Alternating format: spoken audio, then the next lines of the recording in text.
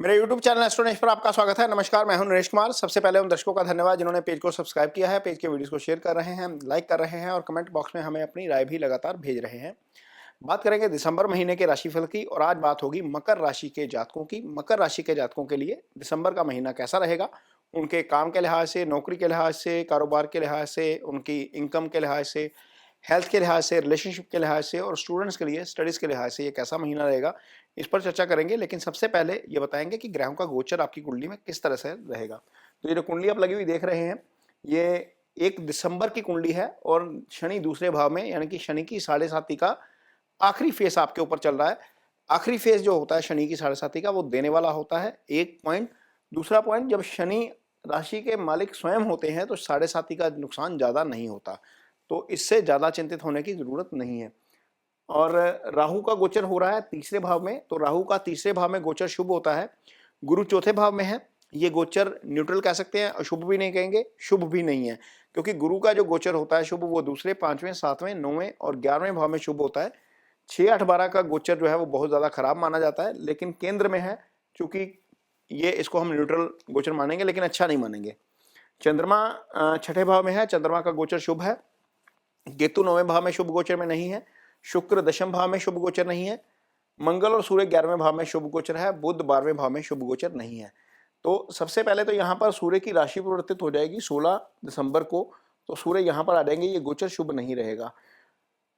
25 दिसंबर को शुक्र आगे आ जाएंगे, यहाँ पर ये गोचर जो है वो शुभ हो जाएगा। और मंगल 27 दिसंबर को आगे आएंगे, ये गोचर अशुभ हो जाएगा। तो शुक्र का गोचर शुभ हो जाएगा, लेकिन सूर्य मंगल जो है आपकी कुंडली में अशुभ हो जाएंगे आधा महीना बीतते हैं, यानी कि 16 के बाद का गोचर जो है वो ठीक नहीं रहेगा। लेकिन सब अब बात करते हैं कि कारोबार कैसा रहेगा, काम कैसा रहेगा, क्योंकि काम है तो जिंदगी है, अर्निंग चलती रहनी चाहिए, घर पालना है, परिवार पालना है सबने। तो गुरु की जो दृष्टि है यहाँ पर, इस भाव से चौथे भाव में बैठे हुए हैं, यहाँ पर गुरु की दृष्टि आ रही है, इस भाव पर गुरु की दृष्टि आ रही है और इस भाव पर गुरु की दृष्टि आ रही है। तो इसका मतलब यह है कि गुरु की दृष्टि जिस भाव पर पड़ती है वो भाव संवर जाता है। तो गुरु की दृष्टि ये लगातार यहाँ पर रहेगी। इस भाव के ऊपर कोई पाप प्रभाव नहीं है।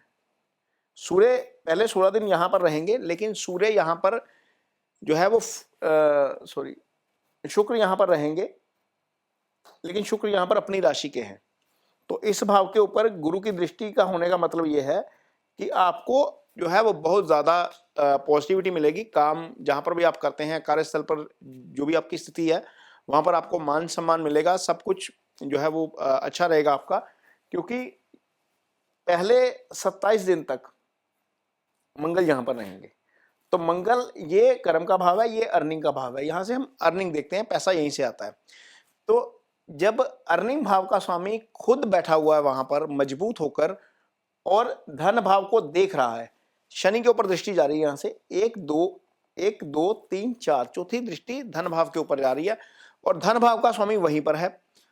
ऐसी स्थिति में आपको पैसे के फ्लो की दिक्कत नहीं आनी चाहिए, पैसे का फ्लो आपका बना रहेगा। एक दूसरी चीज, गुरु की दृष्टि 12वें भाव के ऊपर है, अष्टम भाव के ऊपर है। इसका मतलब यह है कि खर्चे भी थोड़े से कंट्रोल में रहेंगे, खर्चे ज्यादा नहीं होंगे, क्योंकि बुध यहां पर शुभ गोचर में नहीं है, लेकिन प्लैनेट तो शुभ ही है ना। तो शुभ प्लैनेट अपनी शुभता जरूर छोड़ता है जहां पर भी हो। तो दो पाप ग्रह, जो है वो शुभ ग्रहों का प्रभाव यहां पर खर्चे आपके जो है वो कंट्रोल करेगा। एक दूसरा, गुरु जो है वो अष्टम और 12वें को देख रहे हैं, तो जिनका काम विदेश से जुड़ा हुआ है, चाहे वो फॉरेक्स का काम करते हैं, चाहे वो इमिग्रेशन का काम करते हैं, चाहे वो इंपोर्ट एक्सपोर्ट का काम करते हैं, उनके काम में आगे वृद्धि के ज्यादा आसार हैं। कारण यह है कि ये भाव भी विदेश से संबंधित है और अष्टम से भी विदेश समझा जाता है। तो ये जो ट्रायंगल है ना गुरु का यहाँ पर जो बन रहा है, वो ऐसे तमाम मामलों के लिए अच्छा है जहां पर विदेश से अर्निंग का संबंध हो जाता है। तो ये चीज आपके लिए अच्छी हो गई है, खासतौर पर इंपोर्ट एक्सपोर्ट का काम करने वालों के लिए। तो अर्निंग और जो काम है आपका वो ठीक रहेगा, उसमें कोई दिक्कत ज्यादा नहीं नजर आ रही। आगे बात करेंगे रिलेशनशिप की। तो रिलेशनशिप कैसी रहेगी? सप्तम भाव, यहां से हम शादी देखते हैं, रिलेशनशिप यहां से देखी जाती है। ये भाव जो है राहु के प्रभाव में आ गया, तो यहां पर स्थिति थोड़ी सी जो है वो ऐसी हो गई है कि आपस में कुछ ना कुछ चीजें कंफ्लिक्ट वाली हो सकती हैं।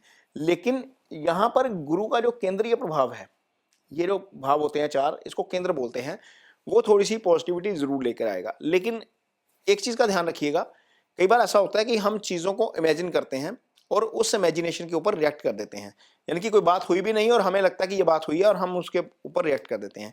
ऐसी स्थिति से बचना है, क्योंकि राहु सिर्फ इमेजिनेशन का ही कारक है। राहु इमेजिन करवाएगा और नेगेटिव चीजें इमेजिन ज्यादा करवाता है, तो वहां पर आपको अपनी जो है थॉट प्रोसेस को कंट्रोल करना है, और यदि थॉट प्रोसेस कंट्रोल हो गया तो रिएक्शन अपने आप कंट्रोल हो जाएगा। दूसरा, शनि यहाँ पर दूसरे भाव में है, ये कुटुंब का भाव है, मंगल की दृष्टि इस भाव के ऊपर है, यानी कि ये भाव जो है वो 2 पाप ग्रहों के प्रभाव में आ गया। तो 2 पाप ग्रहों के प्रभाव में जब भाव आ जाता है तो भाव के रिजल्ट खराब हो जाते हैं। तो वो जो भाव है ना, वहां पर वो वाणी का भी भाव है, आपके कुटुंब का भी भाव है। तो यहाँ पर आपको अपना टेम्परामेंट बैलेंस करना है। राहु इमेजिनेशन करवाएगा, गलत चीजें जो है वो थॉट प्रोसेस लेकर आएगा, और मंगल आपका रिएक्शन करवाएगा लैंग्वेज के जरिए, क्योंकि मंगल अग्रेशन का कारक है। तो यहाँ पर यदि हम ये चीजें बच के चलेंगे तो कोई बहुत ज्यादा दिक्कत नहीं आ रही, क्योंकि इस पर कोई और ज्यादा प्रभाव नहीं है। शुक्र का केंद्रीय प्रभाव भी रहेगा, शुक्र मैरिज के कारक ग्रह है, 27 तक 25 तक यहीं पर रहेंगे, तो ये केंद्रीय प्रभाव पॉजिटिव होने के कारण बहुत ज्यादा दिक्कत नहीं आएगी। जहां तक सिंगल्स की बात है या जो कमिटेड हैं, जो कपल्स हैं, उनकी बात है, तो निश्चित तौर पर जो महीने का दूसरा हफ्ता है, उस दौरान चीजें जो हैं वो बेटर हो सकती हैं। आप में जो कपल्स हैं, हो सकता है कि कहीं मूवी पे जाएं, कहीं डिनर पे जाएं, कहीं घूमने का प्लान बने। कारण यह है कि चंद्रमा 1 2 3 4 लगभग 12-13 तारीख के आसपास शुक्र के ऊपर से गोचर करेंगे। शुक्र पंचम के स्वामी है। यहां पर जब चंद्रमा होंगे और यहां पर जब चंद्रमा होंगे तो आपका मूवी जाने का प्लान, आपका घूमने का प्लान, आपका डिनर का प्लान बनेगा निश्चित तौर पर।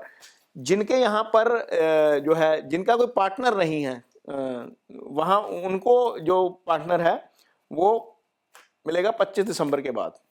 शुक्र और मंगल दोनों सीधा एक्टिव करेंगे 5th हाउस को।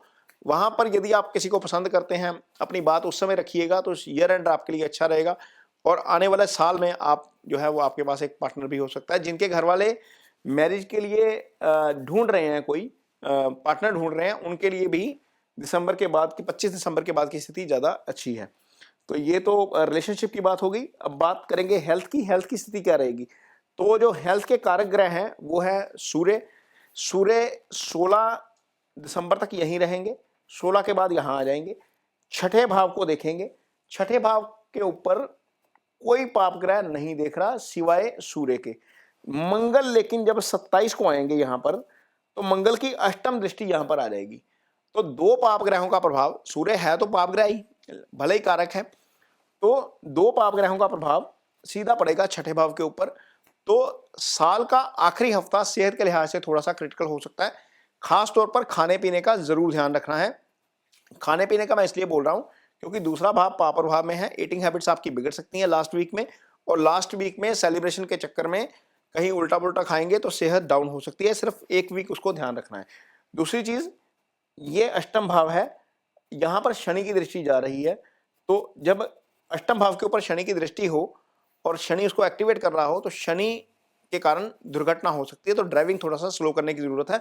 अदरवाइज कोई बहुत ज्यादा दिक्कत की बात नहीं है, क्योंकि गुरु इस भाव को प्रोटेक्ट भी कर रहे हैं। दुर्घटना भी होगी तो आपको शायद चोट नहीं लगेगी, क्योंकि गुरु का प्रोटेक्शन है आपके ऊपर। कोई बहुत ज्यादा गंभीर नहीं है, लेकिन फिर भी ड्राइविंग थोड़ा सा सावधानी से करनी चाहिए। जहां तक स्टडीज की बात है, तो स्टडीज के लिए गुरु चूंकि केंद्र में है, तो केंद्रीय प्रभाव अच्छा रहने के कारण आपका मन पढ़ाई में लगा रहेगा। आप जो है वो अच्छा करेंगे।